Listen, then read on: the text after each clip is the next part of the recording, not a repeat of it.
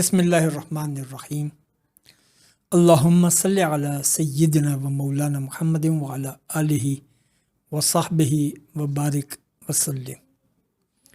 ماہ رمضان المبارک مبارک ساعتیں، سعادتیں، رحمتیں اور برکتیں۔ ماہ رمضان المبارک دن میں روزے، رات میں تراویح، مسلسل ایک سفر پستی سے بلندی کی جانب، بندے کا سفر ابدیت سے معبود کی جانب۔ اس عشرہ میں خالق کائنات نے یہ کمال رکھا کہ اسے رحمت سے معمور کیا کہ جیسے ہی رمضان المبارک کا چاند نظر آتا ہے، عشرہ رحمت کا آغاز ہو جاتا ہے اور بندوں پر رب ذوالجلال رحمتیں برساتا ہے۔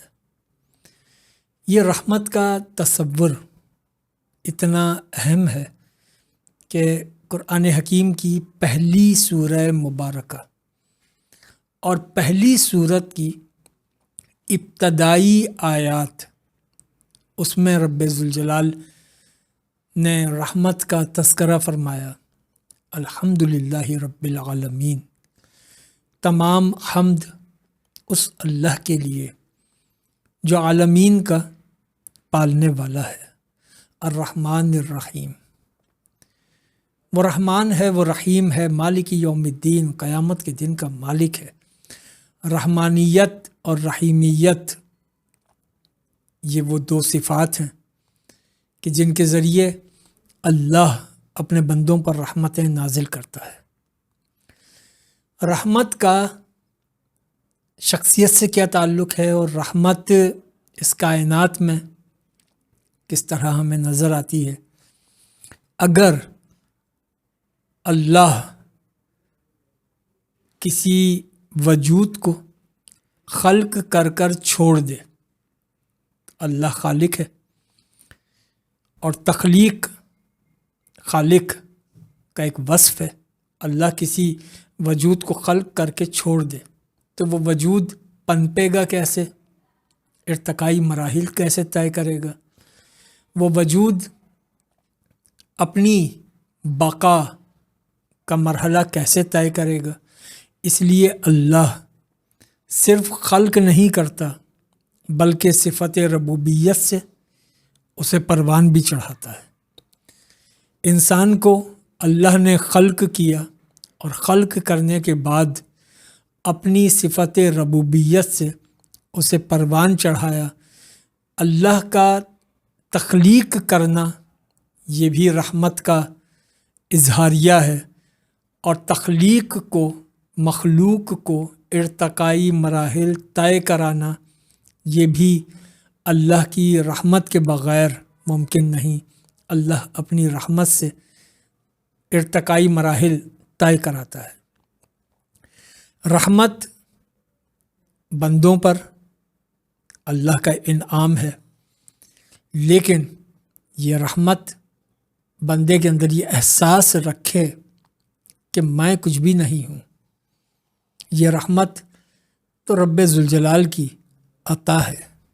جیسے سورہ فجر میں رب ذوالجلال نے ارشاد فرمایا، فَأَمَّا الْإِنسَانُ إِذَا مَا ابْتَلَاهُ رَبَّهُ فَأَكْرَمَهُ وَنَعَّمَهُ فَيَقُولُ رَبِّي أَكْرَمَنِ، کہ جب ہم انسان کو آزمانے کے لیے اسے کوئی نعمت دیتے ہیں تو یہ انسان کہتا ہے کہ میرے رب نے مجھ پر کرم کیا۔ وَأَمَّا إِذَا مَا ابْتَلَاهُ فَقَدَرَ عَلَيْهِ رِزْقَهُ فَيَقُولُ رَبِّي أَهَانَنِ، اور جب ہم اسے آزمانے کے لیے اس کے رزق میں تھوڑی سی کمی کر دیں، فَيَقُولُ رَبِّي أَهَانَنِ، پھر یہ کہتا ہے کہ میرے رب نے میری توہین کر دی۔ میں نے تو محنت کی تھی، مجھے میری محنتوں کا ثمر نہیں ملا، میں نے اتنی ریاضت کی تھی، من چاہا نتیجہ ہی نہ آیا۔ تو رب ذوالجلال انسان کی اس جبلت کو بیان فرماتا ہے کہ جب ہم اس پر اپنی رحمت کر دیں، کچھ اس کو دے دیں تو یہ خوش رہتا ہے، اور اگر اس کو آزمانے کے لیے ذرا سی کمی کر دیں تو پھر شکوے شکایتوں پر اتر آتا ہے۔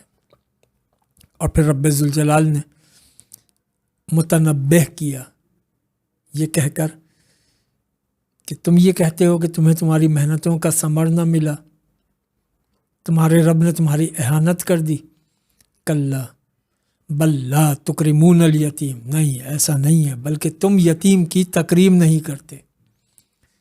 ولا تحاضون علی طعام المسکین، مساکین کو کھانا تم نہیں کھلاتے۔ وتأکلون التراث اکلا لما وتحبون المال حبا جما، میراث کا مال بھی تم تقسیم نہیں کرتے، اور مال و دولت کی محبت تمہارے رگو پائے میں سرایت کر چکی ہے۔ تم یہ کہتے ہو کہ تمہارے رب نے تم پر رحمت نہ کی، تمہاری محنتوں کا تمہیں ثمر نہ ملا۔ اپنے وجود پر غور کرو، اپنے روز و شب پر غور کرو۔ اس کا مطلب یہ ہے کہ اگر یتیم سے حسن سلوک کرو گے تو اللہ رحمت نازل کرے گا، مساکین کو کھانا کھلاؤ گے اللہ رحمت نازل کرے گا، میراث کے مال کی منصفانہ تقسیم کرو گے اللہ راضی ہوگا، محبتوں کا قبلہ اللہ کی جانب ہوگا۔ دنیا میں رہو گے لیکن محبتوں کا قبلہ دنیا کو نہیں بناؤ گے، اس سے اللہ راضی ہوگا۔ جہاں اللہ راضی ہو وہاں بندے پر رحمتیں ہیں۔ تو اگر بندہ اللہ کی رحمتوں کا مستحق بننا چاہتا ہے تو اس کے لیے پھر دو ہی راستے ہیں، ایک اللہ کے حضور سرے نیاز خم کر دے، اور دوسرا اللہ کی مخلوق سے تعلق، حسن سلوک اور اللہ کی مخلوق کی خدمت، اس کو اپنا شعار بنا لے۔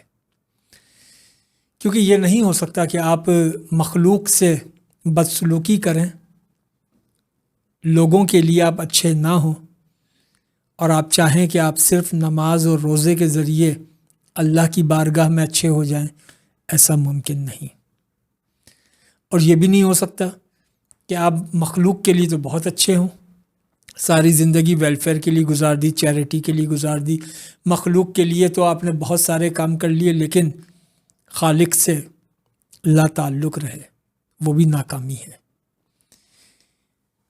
انسان توازن اپنی زندگی میں قائم کرے، اور یہ توازن روزے کے ذریعے قائم ہوتا ہے کہ روزے کی حالت میں انسان اپنی بھوک میں غریب کی بھوک کو محسوس کرتا ہے، انسان روزے کی حالت میں غریب کے دکھ درد کو محسوس کرتا ہے۔ تو انسان کے اندر روزہ یہ صلاحیت پیدا کرتا ہے کہ ایک جانب تم اللہ کے وفادار بن جاؤ، دوسری جانب مخلوق کے دکھ درد کو محسوس کرنے والے بن جاؤ۔ جب دونوں راستوں میں تم اخلاص کے ساتھ سفر کرو گے، اللہ کے حضور عبادتوں کے ذریعے قرب پاؤ گے، اور اللہ کی مخلوق سے حسن سلوک کرو گے، تو یقیناً تمہاری زندگی پاک اور پاکیزہ ہو جائے گی، اور ایسی ہی زندگی مطلوب و مقصود مومن ہے۔ السلام علیکم ورحمۃ اللہ وبرکاتہ۔